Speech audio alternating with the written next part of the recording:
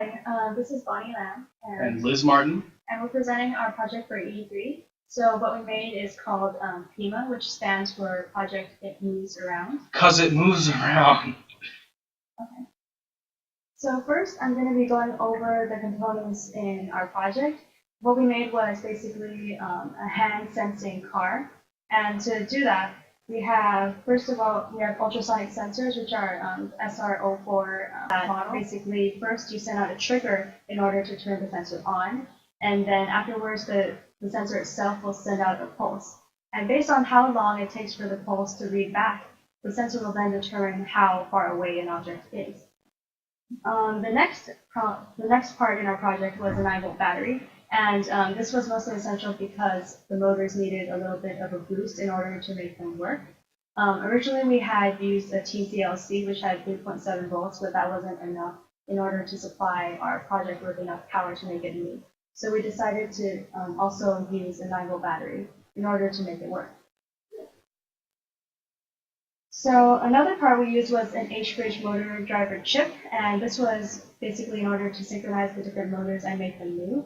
The motor driver chip was connected to the Arduino board, and what the Arduino board did was basically have all the wires connected to it and also connect to the motor and also to the motor driver chip, and it synchronized the actions of everything by making the motors move forward or move backward based on what we coded it to do. Also, of course, we have the motors in order to make our project move. And also we needed a hand model because based on our project, the hand sensing car will move forward or backward based on the distance of your hand from the ultrasonic sensor. And now my partner will present the rest of it. The general concept that we were using in this project is we wanted a vehicle that could react to the human hand or some human and drive as a result.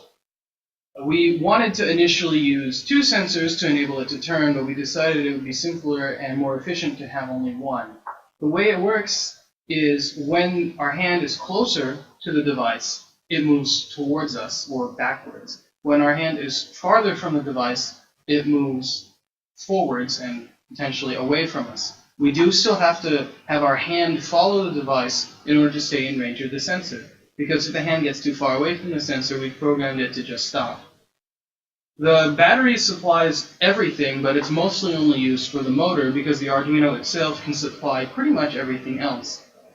And we've coded it like this, where if our hand is within 20 to 10 centimeters away from the sensor, the PIMA goes forward. If it's 10 to adjacent to the sensor, it goes backward.